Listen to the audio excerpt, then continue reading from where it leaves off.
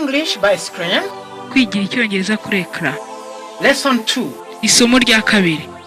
Conversation. Ikiganiro. Visiting the town. Gusura umujyi. Mark, wait before crossing the road. The traffic lights are red. Mariko, tegereza mbere yo kwambuka umuhanda. Ibyapa biratukura.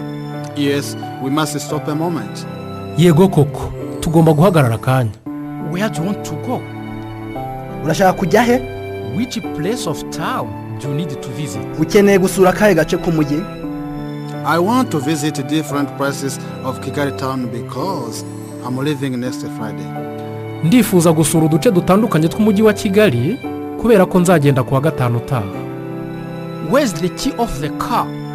Urufunguzo rw'imodoka rurihe? Did you remember to lock the doors? Wibutse gufunga inzugi? Yes. Yego. Before getting out of the car, Mbere yo gusohoka mu modoka, I locked all the doors. nafunze imiryango yose. Mark, do you know? Mariko, wari uzi se? There are a lot of thieves in this street. That's why you must pay attention. Muri aka kayira habamo abajura benshi, niyo mpamvu ugomba kugira amakenga. All right. Ibyo ni ukuri. It's my first time to arrive here. Ni ubwa mbere ngeze hano, and I think that you are going to show me every place and everything.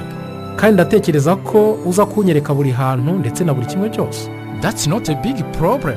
I'm here to guide you. Icyo si ikibazo gikomeye. Mbere hano kukuyobora. What a big house.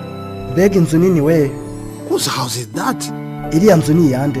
Oh my friend, that's Rubangula's house. Nshuti yanjye, iriya nzu ni iya Rubangula. Can you show me the road to Union Trade Center? Ushobora kunyereka umuhanda ugana kuri Union Trade Center? Yes, Yego. you pass by the way of Impala Express Agency. Unyurire ku ruhande rw'Impala Express. You turn on the right of Kigali roundabout. Uzenguruke iburyo bwa rompo ya Kigali. You follow the same road Nyuma ukurikira uwo muhanda. and you will see UTC in front of you. Hanyuma urabona UTC imbere yawe. Unbelievable.